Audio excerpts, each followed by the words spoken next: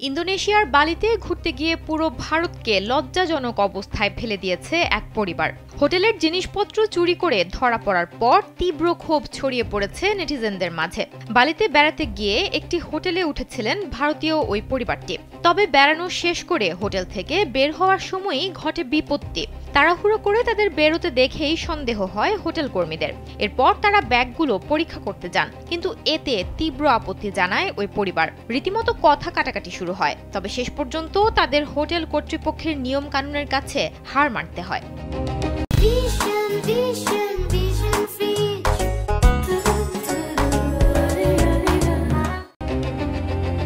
এরপর যা ঘটল তা যে কাউকে লজ্জায় ফেলে দেবে। পরিবারটির কাছে থাকা লাগেজ স্ক্যান করে চমকে ওঠেন হোটেল কর্মীরা। দেখা যায় ব্যাগের মধ্যে হোটেলের যাবতীয় জিনিসপত্র, যেমন ঘরের শোপিস, সাবান, তোয়ালে, চামচ, এমনকি ঘরের ইলেকট্রনিক্স সামগ্রীও চুরি করে নিয়ে যাচ্ছিলেন তারা। পরিস্থিতি বেগতিক দেখে পরিবারের এক নারী হাত জোর করে জানান ওই জিনিসগুলি তাদের খুব পছন্দের, তাই তারা নিয়ে যাচ্ছিলেন। এসবের দাম তারা মিটিয়ে দিতে চান।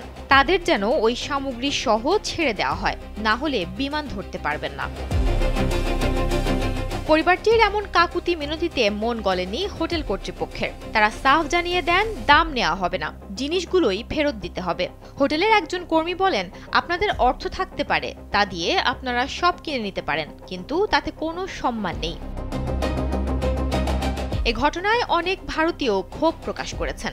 বালির হোটেল থেকে জিনিসপত্র চুরির ঘটনাটির ভিডিও শেয়ার করে একজন ইন্টারনেট ব্যবহারকারী লিখেছেন, ভারতের পাসপোর্ট নিয়ে বিদেশে গিয়ে যারা সেখানে দেশের ভাবমূর্তি ক্ষুণ্ণ করছেন, সরকারের উচিত তাদের পাসপোর্টই বাতিল করে দেয়া। আরেকজন লিখেছেন, হোটেল থেকে চুরির ঘটনায় একজন ভারতীয় হিসেবে লজ্জায় মাথা হেঁট হয়ে যায়। তবে ঘটনাটি অনেক পুরনো হলেও নতুন করে সামাজিক যোগাযোগ মাধ্যমে ছড়িয়ে পড়েছে। সুমনা মুস্তফা, কালবেলা।